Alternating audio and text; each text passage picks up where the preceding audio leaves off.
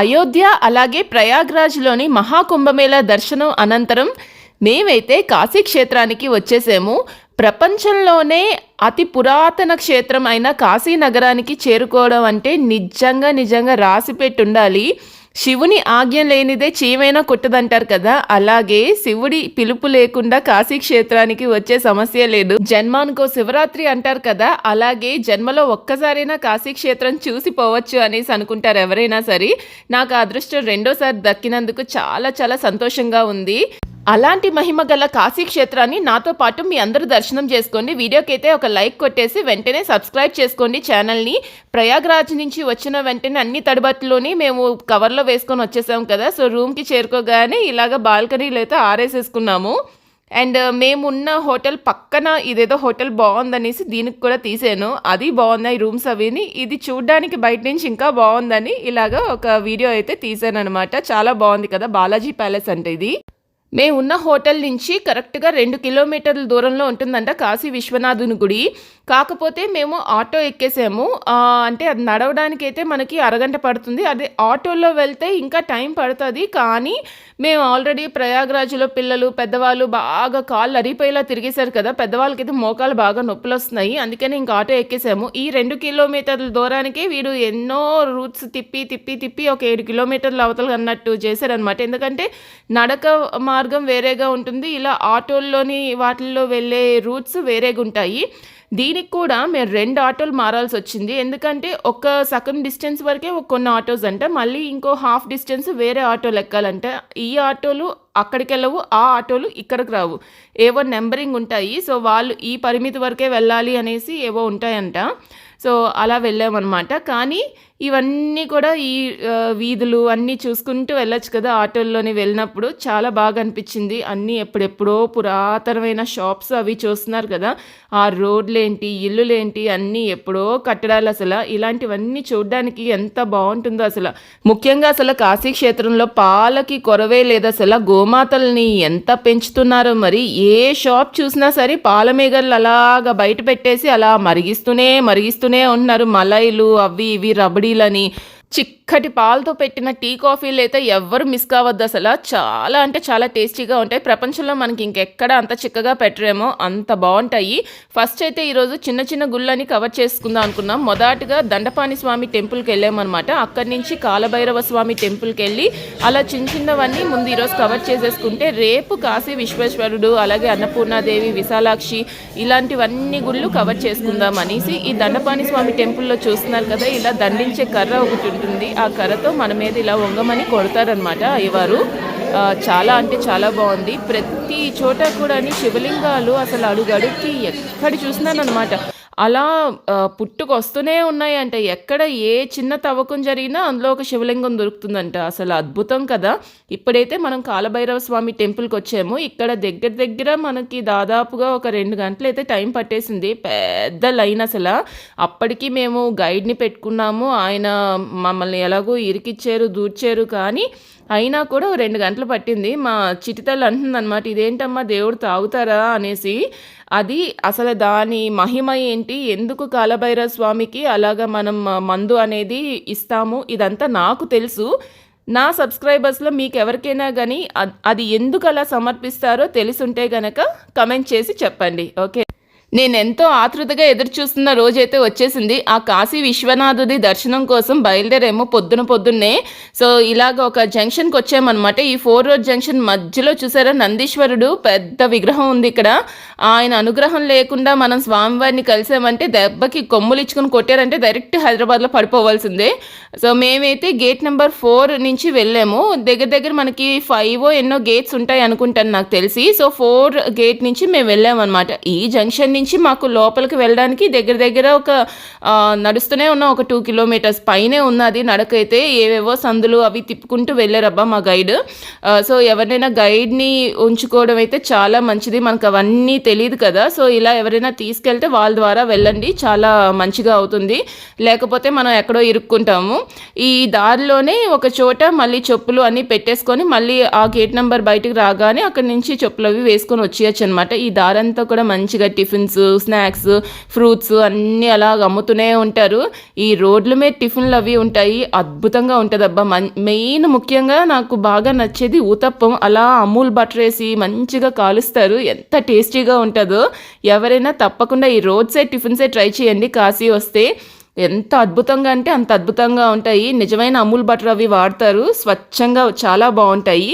And మేమైతే అలాగ దర్శనం చేసేసుకొని అక్కడి నుంచి అన్నపూర్ణాదేవి గుడికి వెళ్ళాము. అక్కడ లక్కీగా అన్నప్రసాదం పెడుతూ ఉంటే అక్కడే భోజనం చేసేసి అలాగా విశాలాక్షి టెంపుల్ ఇంకా చిన్న చిన్నవన్నీ కవర్ చేసుకుని ఇలా కేదారేశ్వర స్వామి టెంపుల్ అనమాట. ఇది కూడా కొన్ని వేల సంవత్సరాల క్రితందనమాట. ఈ స్వామి టెంపుల్లో కూడా చాలా చాలా గుళ్ళున్నాయి. ఇందులోనే అందరూ దేవుళ్ళు గుళ్ళున్నాయి. సో అవన్నీ కవర్ చేసేసుకొని ఈ కేదారేశ్వర స్వామి గుడి వెనక మార్గం నుంచి వెళ్తే మనం ఇక్కడ బోట్ రైడ్స్ అవి మనకి దొరుకుతాయి. సో ఇక్కడి నుంచి బోట్ ఎక్కేమంటే ఒక్క ఘాట్ కూడా మిగల్చకుండా ప్రతి ఒక్క ఘాటు కవర్ చేసుకొని తీసుకెళ్ళిపోతాడు భయ్య. అసలు ఈ పక్కనే చూడండి మణికర్ణిక ఘాట్ అలాగే హరిశ్చంద్ర ఘాట్ అవి ఉంటాయి అన్నమాట. మేముండే హోటల్ నుంచి నడుచుకొని వాకబుల్ డిస్టెన్స్లోనే వీటికి వచ్చేసాము. చాలా బాగుంది. అండ్ దారిలో ఇంకొక గుడికి నేను వీడియో తీయలేదు కానీ ఆ గుడి మహిమ చెప్తే మీకు అసలు వెంటనే ఇమీడియట్గా పారిపోతారు ఎవరైనా సరే కాశీకి. అంత మహిమగల గుడి వినాయకుడు టెంపుల్ అంట. అది నేను వీడియో అయితే కవర్ చేయలేదు కానీ దాని మహిమ ఏంటో మీకు చెప్తాను. మనం అంటే ప్రదక్షిణ చేస్తాం కదా. సో మనం మనసులో ఒకటి తలుచుకొని ఏదైనా పని మనకి నిర్విఘ్నంగా ఉంది, అదేమైనా జరగాలి అని మనం మనసులో తలుచుకొని ఒక్క ప్రదక్షిణ చేసే లోపలే ఆ వినాయకుడు ఆ పనిని సక్సెస్ అయ్యేలాగా ప్రారంభ స్థితికి తీసుకొచ్చేస్తాడంట. అంత మహిమగల దేవుడు అనమాట. సో ఆ గుడి కూడా ఎవరైనా వెళ్తే గనక కాశీలోని కనుక్కొని ఆ గుడికి కూడా వెళ్ళండి. ఈ కేదారేశ్వర స్వామి టెంపుల్ దగ్గరలోనే అది కూడా ఉంటుంది. అండ్ మన కాశీ క్షేత్రంలో ఎక్కడ చూసినా సరే ఫారినర్సే. అసలు మనకన్నా వాళ్ళే ఎక్కువ ఉన్నట్టుంది. మన సనాతన ధర్మాన్ని మన వాళ్ళ కన్నాని విదేశీయులు అన్యమతస్తులు ఫాలో అవ్వడం నిజంగా చాలా గ్రేట్ అనిపిస్తుంది. సనాతన ధర్మానికి జై. అసలు అందులోని మహాశివుడికి ఇంకా జై జైలు. అసలు ఎంత బాగా అనిపిస్తుందో ఇంతమంది జనాల్ని వాళ్ళని చూడడానికి. నా కూతురికి చూసారా జడ ఎలా వేస్తానో టైట్గా వేసేసాను అనమాట. బోట్ మీద వెళ్ళేటప్పుడు చెరిగిపోకుండా ఉండడానికి. దెబ్బకు కళ్ళు నెత్తికి అంటుకుపోయాయి. అండ్ ఈ బోట్లో అయితే ప్రతి బోట్లోనే లైఫ్ జాకెట్ కంపల్సరీ ఇస్తారు. అండ్ మీరు కూడా వెళ్ళలేరు అంటే లైఫ్ జాకెటా నాకేం కాదులే నేనేం వేసుకోను నాకేం అక్కర్లేదు అని మాత్రం అనకండి. ప్రమాదం మనకి ఎప్పుడు చెప్పిరాదు. ముఖ్యంగా పిల్లలేంటి పెద్దవాళ్ళైనా ఎవరైనా సరే తప్పకుండా వేసుకోండి. అది మన రక్షణ కోసమే ఇస్తారు కాబట్టి మనం దాన్ని ఫాలో అయితే మంచిది. అండ్ ఇదంతా చూస్తున్నారు కదా అసలు ఎంత బాగుందో. హైలేస్ అనుకొని వెళ్ళిపోతున్నాము. అండ్ దారిలో ఒక్కటి నాకు నచ్చింది ఏంటంటే ఇలాంటి చోట కూడా అని బోట్స్ వాళ్ళు అంటున్నారనమాట. చాలామంది ఈ చైనీస్ మాంజా ఉంటుంది కదా వాటితో కైట్స్ అవి ఎగరేయడం వల్ల ప్రమాదాలు కూడా జరుగుతున్నాయి అనేసి బోట్లలో వెళ్ళేటప్పుడు ఎవరైనా నించున్నా చేసినా వాళ్ళకి కట్ అయ్యే ఛాన్సెస్ ఉంటుంది. అసలు గవర్నమెంట్ ఇలాంటివన్నీ ఆ చైనీస్ మాంజాని పూర్తిగా కంప్లీట్గా ఎక్కడ కనిపించకుండా బ్యాన్ చేసేస్తే బాగున్నాయి.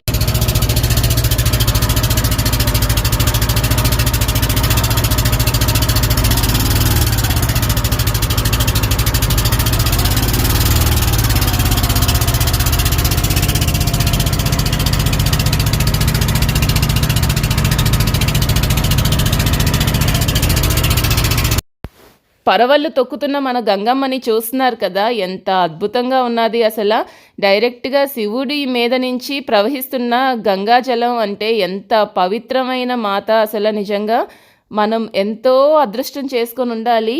ఈ జన్మకి మనం ఇలాగా మన భారతదేశంలో పుట్టినందుకు జన్మలకి ఇదే దేశంలో పుట్టాలి. ఇలాగే మన సనాతన ధర్మాన్ని కాపాడుకుంటూ ఉండాలి. అండ్ ఇక్కడ అయితే ప్రతి ఒక్క ఘాట్కి ఒక్కొక్క చరిత్ర ఉంది. అసలు ఇవన్నీ చూస్తూ వెళ్తూ ఉంటే అసలు ఆనందమే వేరు. చెప్పలేము. అది మనసులోని ఎంత పవిత్రమైన భావం వస్తుందంటే ఇంకా చాలా చాలా అద్భుతంగా ఉంటుంది. ఇవన్నీ ప్యాలెస్లు అనమాట. వీటిని రెస్టారెంట్స్ కింద చేశారు. ఈ చాలా చాలా బాగున్నాయి అసలు ప్రతి ఒక్క ఘాటుని. అండ్ ఇలా వెళ్తూ ఉండేటప్పుడు నాకైతే చెవుల నిండా కూడా చాగంటి గారి ప్రవచనాలే గుర్తొస్తూ ఉన్నాయన్నమాట. ఏ ఆడియో అవిని పెట్టుకోకపోయినా కూడా ఆయన ప్రవచనాలు అవి కూడా అప్పుడప్పుడు వింటూ ఉంటాం కదా. సో కాశీ క్షేత్రం గురించి ఆయన చెప్పిన మాటలు కానీ అన్నీ ఇవన్నీ చూస్తూ వెళ్తూ ఉండేటప్పుడు అవన్నీ నెమరేసుకుంటూనే ఉంటే అసలు ఆ భక్తి పారవస్యంలో పూర్తిగా మునిగి తేలుతున్నాను నేనైతే. అసలు అంత అంత అద్భుతంగా ఉన్నది నిజంగా. మనం ఎంత అదృష్టం చేసుకున్నామో, భారతదేశం అంత చరిత్ర గలది, అంత గొప్పది. ఇప్పుడు మీరు చూస్తున్నది వచ్చేసి గంగా ఆర్తి ఘాట్. సో ఈ ఘాట్లోని మనకి ముఖ్యంగా హారతి అనేది ఇవ్వడం జరుగుతుంది. కరెక్ట్గా 4 గంటలు ఆ ప్రాంతం నుంచే చూడండి కోట్లాది జనం ఎంత కిటకిటలాడిపోతున్నారు ఇక్కడ. ఇంతమంది కోట్ల జనం ఇలా 4 ఆ ప్రాంతం నుంచి ఎప్పుడో 6:30, 7కి మొదలయ్యే హారతికి ఇంత సమయం ముందుగానే వీళ్ళు వెయిట్ చేస్తూ ఉన్నారు. సో నిజంగా ఎంత భక్తి లేకపోతే ఇంత కోట్లాది జనం ఇలాగా ఎదురు చూస్తుంటారు చెప్పండి. ఇలా ఎండలో కానీ చలికి కానీ ఇంతలాగా ఉండడం నిజంగా గ్రేట్ అసలు. మేమైతే ఇక్కడ కాకుండా అస్సీ ఘాట్కి వెళ్తున్నాం అనమాట. ఇక్కడ క్రౌడ్ మొత్తం ఫుల్ అయిపోయింది. ఇదంతా ఇందులో మనకు అసలు ప్లేసే దొరకదు అసలు. అస్సీ ఘాట్లో కూడా సేమ్ ఇక్కడ ఎలాగైతే హారతి ఇస్తారో అక్కడ కూడా జరుగుతుంది. సో 2 చోట్ల జరుగుతుంది. మేమైతే అస్సీ ఘాట్కి వెళ్దామని, ఇంకా చాలా ఘాట్స్ ఉన్నాయి కదా అవి కూడా అన్నీ చూసుకుంటూ వెళ్దాం అనేసి అనమాట. నాకైతే నిజంగా ఒకటి అనిపిస్తుంది, ఈ జన సందోహం కానీ ఇవన్నీ చూస్తూ ఇవన్నీ ఏరియాస్ అన్నీ కూడా కవర్ చేస్తూ ఉంటే నాకు అనిపించింది జీవితంలోని మొత్తం సాధించాల్సి అనుకున్నవన్నీ కూడా సాధించేసి మొత్తం ఏ బరువులు బాధ్యతలు అన్నీ తీర్చేసుకొని ఆఖరి క్షణాల్లో ఈ కాశీ క్షేత్రానికి వచ్చి ఆ స్వామిలో ఐక్యం అయిపోవాలి అనేసి అయితే అనిపిస్తుంది. నిజంగా ఇవన్నీ చూసాక నా మనసు అయితే నిజంగా అలాగే అనిపిస్తుంది. అబ్బా ఎంత నచ్చేసిందంటే అంత నచ్చేసింది నాకు. ఇక్కడ చూస్తున్నారు కదా మణికర్ణిక ఘాట్ అలాగే హరిశ్చంద్ర ఘాట్లోని రోజుకి కొన్ని లక్షల సవాలంట. వీళ్ళందరూ కూడా ఆఖరిగా ఈ కాశీ విశ్వనాథునిలోని ఐక్యం అయిపోవాలి అనే పవిత్రమైన భావంతో ఇక్కడ ఎన్నో సంవత్సరాలుగా కొంతమంది గడిపిన వాళ్ళు ఉంటారు. ఆఖరి క్షణాల్లో ఆయనలో కలిసిపోవాలి అనేసి. సో అంత పవిత్రమైన క్షేత్రం ఇది. అండ్ ఇక్కడ ఒక గుడి చూస్తున్నారు కదా, ఇక్కడ రైట్లో ఉన్నది ఆ టెంపుల్ చూసారు ఇలా సైడ్కి వాలిపోయి ఉంది. ఇది ఎన్నో సంవత్సరాలుగా ఆ గుడి ఇలాగా అలాగే వాలిపోయి ఉంది. ఇందులోని శివలింగమే ఉంటుందంట. సో అలా ఉండి కూడా చూసారా ఎన్ని సంవత్సరాలుగా అలాగే ఉన్నదో, అది దేవుని మహిమ అంటే. దీన్ని చాలామంది మన సనాతన ధర్మాన్ని కానీ అన్నిటిని కించపరుస్తూ ఉంటారు. అలాంటి వాళ్ళందరినీ నాకు అనిపిస్తుంది మూట కట్టుకొని తీసుకొచ్చి కాశీ క్షేత్రంలో పడేస్తే దెబ్బకి ఒక్క రోజులోని సెట్ అయిపోతారేమో, వాళ్ళ నోరు అంతా మూత పడిపోతుందేమో అనిపిస్తుంది నాకు. ఇప్పుడు మనం చూస్తుంది గంగా మహల్. ఇలాంటి మహల్లు అసలు ఎన్ని ఉన్నాయో లెక్కే లేదు అసలు. ఈ కట్టడం చూసారా, ఇలాంటి కన్స్ట్రక్షన్ మనం ఈ తరంలో అసలు కట్టగలమా చూడండి. అంత స్ట్రాంగ్ అసలు. ఇన్ని వేల సంవత్సరాలు అయినా సరే అసలు చెక్కు చెదరకుండా ఉన్నాయి అంటే అదంతా దేవుని మహిమ. అది ఎవరికి బుర్రకెక్కదు, గొర్రెబుర్రలకి. అండ్ ఇప్పుడు లైటింగ్స్లో ఉన్నది కాశీ క్షేత్రం అసలు అద్భుతం అంటే అద్భుతం. అసలు ఎంత అద్భుతంగా ఉందో, కళ్ళు తరిచుకుపోయాయి. మనమైతే అస్సీ ఘాట్కి వచ్చేసాం. ఇప్పుడు గంగా హారతి చూద్దాము.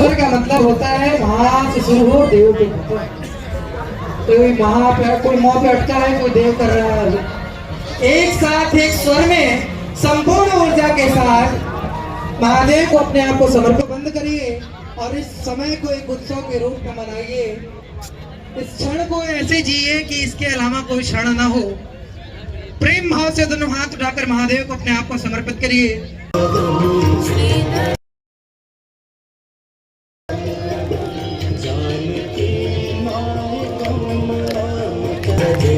जानकी नायकं रामचन्द्रं भजे.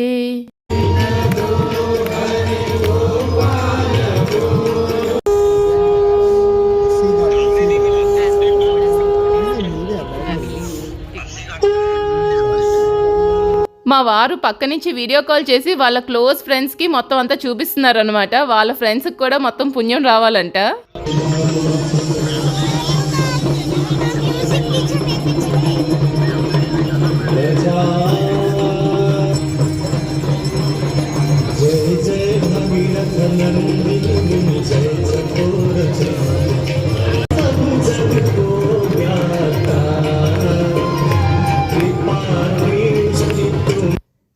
భగీరథ స్వామి అంత ఘోరమైన తపస్సు చేసి పైలోకాన్ని ఉన్న ఆ గంగామాతని భూమి మీదకి తీసుకొచ్చాడు. మన భూలోక జనులు ఎంత అదృష్టం చేసుకొని ఉండాలి. ఒక్కరోజైనా గంగ లేకుండా మనం బతకగలమా చెప్పండి. అలాంటి గంగామాతకి ఇంత గొప్పగా ఘనంగా హారతి ఇవ్వడం అంటే నిజంగా చాలా చాలా గొప్ప విషయం. ధూపము, అగరబత్తి, పువ్వులతోని, నెమలీకలతోని ఎన్ని రకాలుగా అంటే అన్ని రకాలుగాని ఆ గంగామాతను సేవిస్తారు. ఈ కాశీ క్షేత్రానికి వచ్చిన ప్రతి ఒక్కరు కూడా ఈ సాయంత్రం వేళల్లోని ఈ గంగా హారతిని అయితే చూడకుండా ఎవ్వరూ వెళ్ళరు. 2 కళ్ళు చాలవేమో ఇలాంటి అద్భుతాన్ని చూడ్డానికి. మనసంతా శివుడు ధ్యానంతోని అలా గంగామాతను తలుచుకుంటూ అలా హరహర మహాదేవ శంభో శంకర అనుకుంటూ ఉన్నాము. ఇక్కడైతే నా కూతురికి కనిపించట్లేదంట, వెనక మీద ఎక్కేసింది. ఆ చిన్నపిల్లని ఎవరినో చూసి నేను కూడా ఎక్కుతానమ్మా అని చెప్పి ఎక్కేసింది.